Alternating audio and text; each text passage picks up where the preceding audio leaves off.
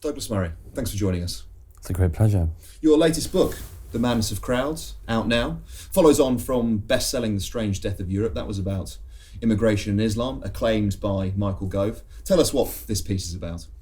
The Madness of Crowds is my attempt to explain, I think, take apart and explain what we should do instead of the movement that's called by different names. Sometimes it's called identity politics, sometimes it's called, a very ugly term, intersectionalism. And it's basically the form of thinking, politicking that bases itself around rights issues, almost exclusively around rights issues. And if that sounds sort of abstract, it's not. It's the stuff of everyday's politics in some ways.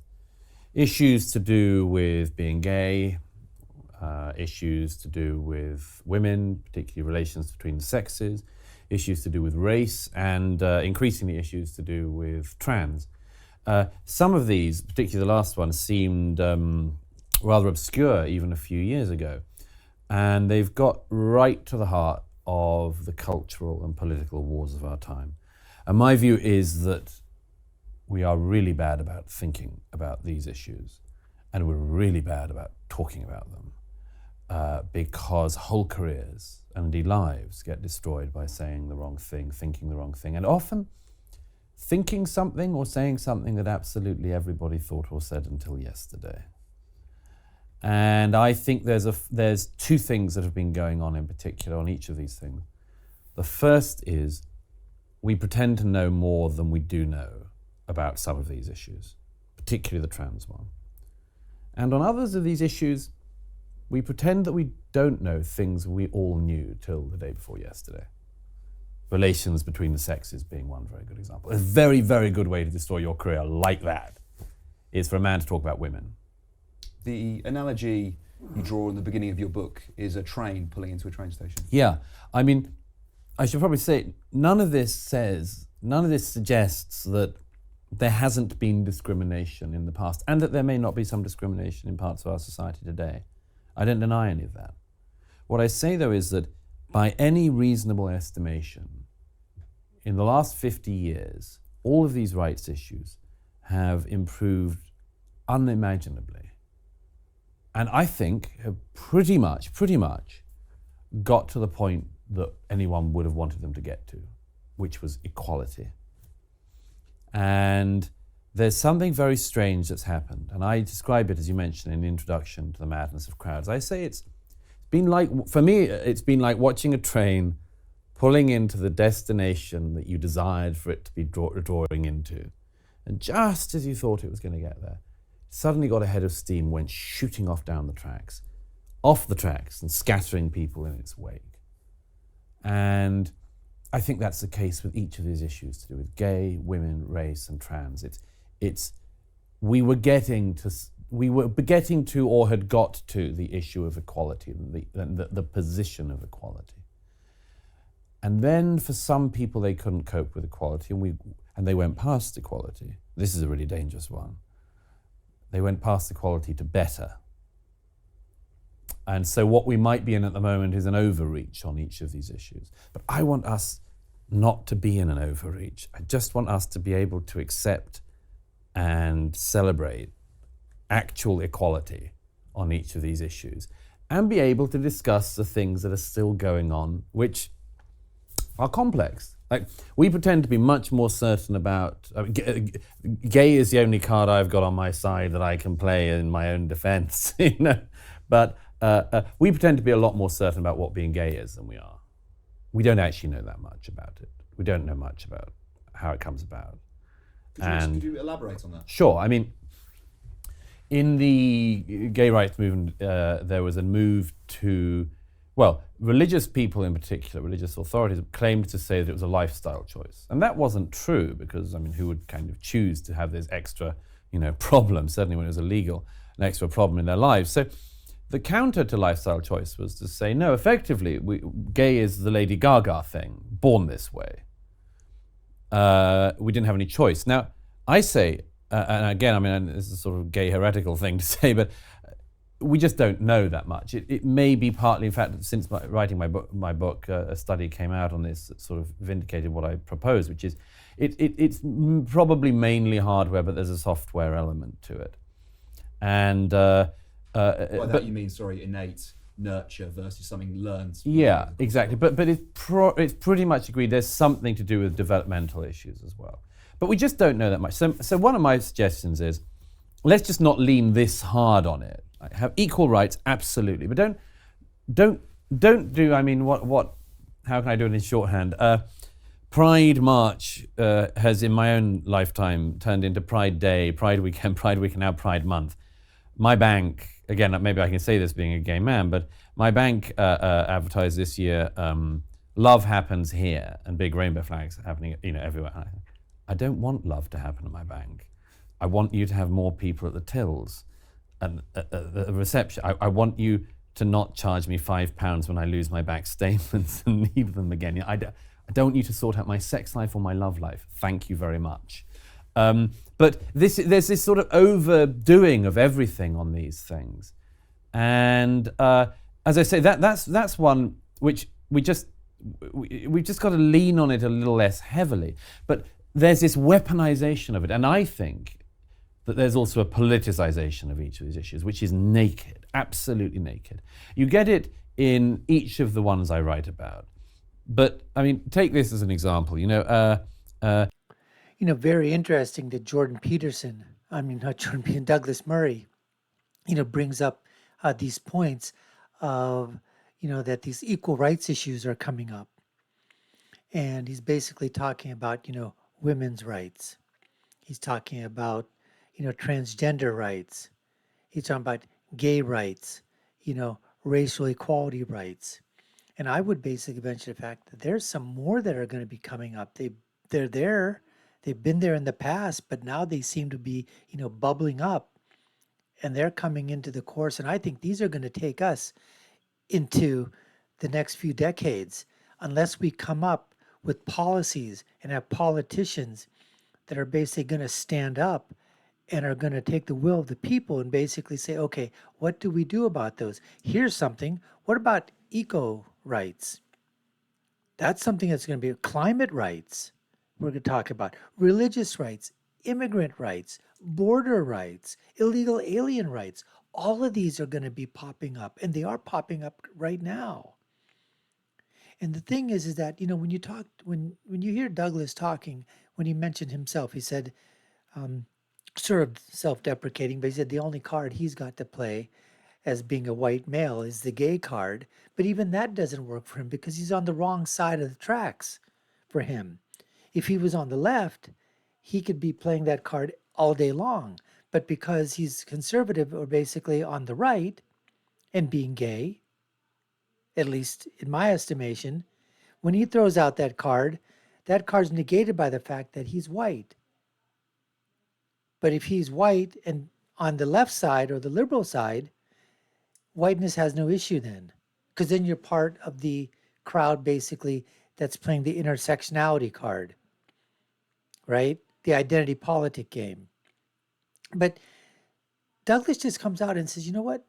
We just want to go about our lives because I don't need a Pride Day. I don't need a gay day. I don't need a gay week, Pride Month, Pride Year. I don't need that. I don't need my bank, as he says, okay, to have love in the bank because I just want to make sure that the bank works perfectly fine. All right. Gives me my statements. Doesn't charge me some excessive fees. I just want, that's something everyday people think about. It's not like, and straight people, we don't want straight people going out there, okay, and putting up, straightness and, all that in front of somebody's face and pushing that down everyone's throat. The same way we don't want the LGBTQIA plus MOUSE crowd pushing their stuff in our faces.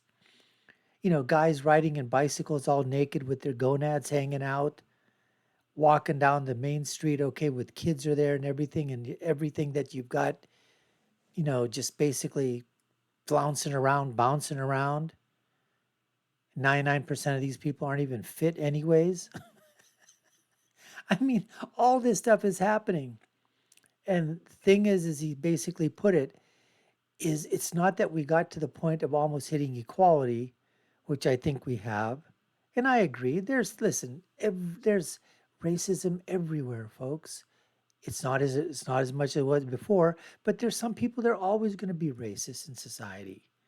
Within all ethnicities, all shades of colors, whether you're male or female, black or white, brown or red, there's going to be some people that are racist. Some overtly, some covertly. But the bottom line is, and here's the thing that you've got to understand, is that it's just not about being equal. It's about going that further step and saying we're better than you. Equality, fine. But guess what? We want to go better. And just like anything else, we don't know. There's a lot of things that we attribute that we say we do know about when we really don't. And there's so many things that we do know about 100%, but we don't want to say it because we're afraid. And this whole thing of cancel culture, I think that's starting to fizzle out. It was sizzling for a while, but it's starting to fizzle out because more and more and more people are now coming out and talking and saying their mind, saying their piece, basically going against the so-called orthodoxy of the left. And they're still around. Look at what J.K. Rowling did. She survived. She's still being attacked, but she's surviving. Douglas Murray's attacked all the time. He's surviving. All these people are. We all are in our own daily way, either being attacked or trying to be silenced by the social media platforms or by other people in the media or other people in society or on the, through academia at university and colleges. But there's so many of us that are out there, so many, too many to name. Anyways, folks, let's get back to more of the interview. You're watching the Dr. Nasir Shaikh Show. Let's get back to the interview with Douglas Murray on Politics Joe. Kanye West comes out in support of Donald Trump. Whatever you think of either Donald Trump or Kanye West, when he comes out in support of Donald Trump, he is denounced in one of the main American magazines by a very prominent black writer in America as no longer being black. This happens repeatedly. Peter Thiel, very prominent gay billionaire, founder of PayPal, comes out for the Republican nominee in America in 2016 and is denounced in the main gay magazine in America as no longer gay. They say he may sleep with men, but in no other way is he gay. They actually say this with a straight face. They expel him from the Church of Gay.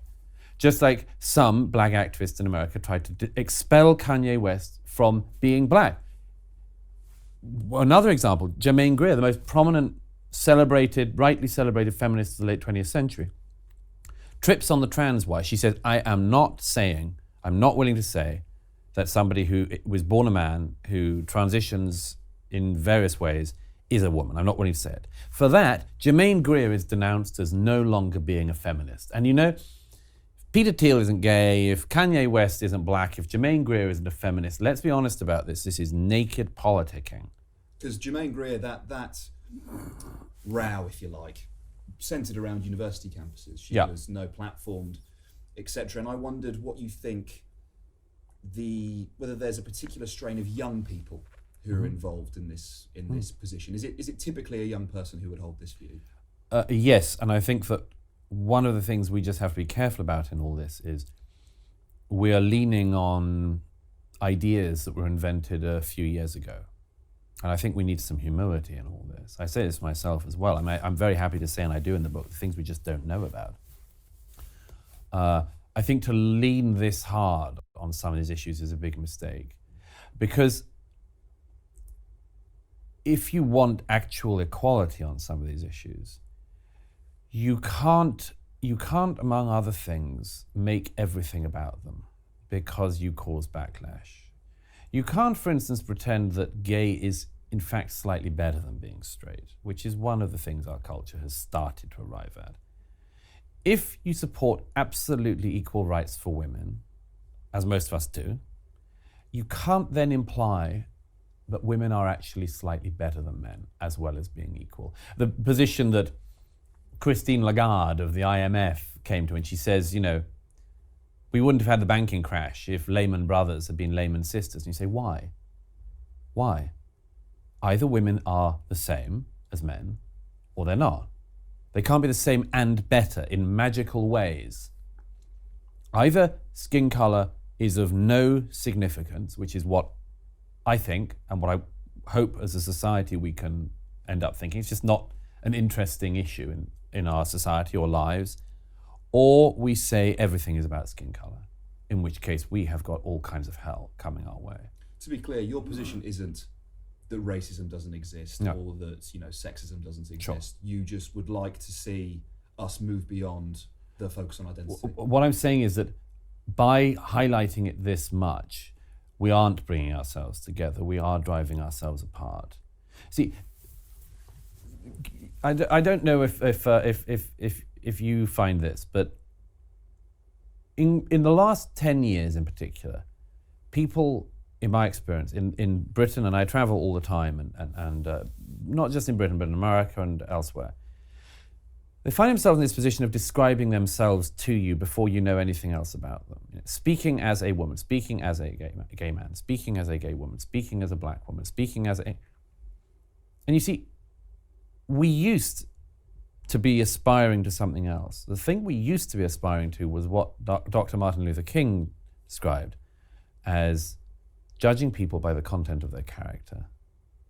So if you judge people by the content of their character, it doesn't matter what color they are. It doesn't matter who they sleep with or who they love or who they marry. It doesn't matter which sex or gender they are. It matters only what kind of a person they are, what kind of a person they are to the people around them, to their loved ones, and to strangers. But identity politicking, putting our society into atomized groups, which you can then weaponize against each other, does exactly the opposite of that. It says the most important thing are your characteristics. And, you see, and if that's the case, then we are all prisoners of how we were born. And that's, among other things, unbelievably fatalistic. Unbelievably fatalistic. So I understand why people in their teens and 20s in particular have, in many cases, imbibed this idea. As I say at the beginning of the book, it's not surprising to me that this social justice movement has come about now, particularly in the last 10 years. In the wake of the banking crisis, people to a considerable extent behave as if it didn't happen. But the consequences of that are still rolling out. The difficulty for young people of accumulating capital, accumulating the money just to put down a deposit on a house or a flat. Why partake in the system? Why love capitalism if you don't have any capital? Why celebrate the free market if the free market doesn't allow you to get on the housing ladder? And, worse things have happened in history, but this wasn't what was meant to happen by now, I think. I think a lot of people feel that, and are right to feel that. They weren't expecting to have a worse lifestyle than their parents. And so if you can't get these things, a structure, a belief structure that tells you it can sort out not only every inequality in your own life, but every inequality on the face of the earth, has an attraction, doesn't it? Attractive, yeah.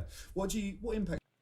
In that part of the segment, Douglas Murray talking about that he sort of understands how the younger generation, Gen Z, millennials, he's sort of equivocating a little bit, saying maybe, they have a right to feel the way that they do because they're not being able to participate in the capitalist society. That, like you said, some of them, can't find that job, don't have that money to put down, for that house, for a mortgage or whatever. I would sort of push back a little bit of that with Douglas and basically say, look, it's the life choices that a lot of these kids made. all right? In terms of what did they go to school for to learn? Was it lesbian dance theory? Was it, gay rights activism? There's not a lot of jobs out there for that type of thing.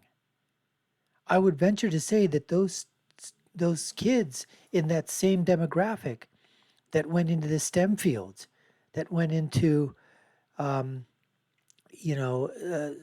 banking fields, went into law, went into obviously computer sciences, are doing quite well. Are doing quite well.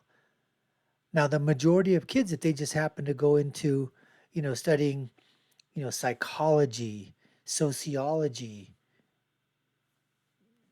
philosophy, arts and sciences, literature, yeah, maybe their choices in terms of what they decide to get their degree in college has sort of hurt their chances of, getting a job out there. Communications.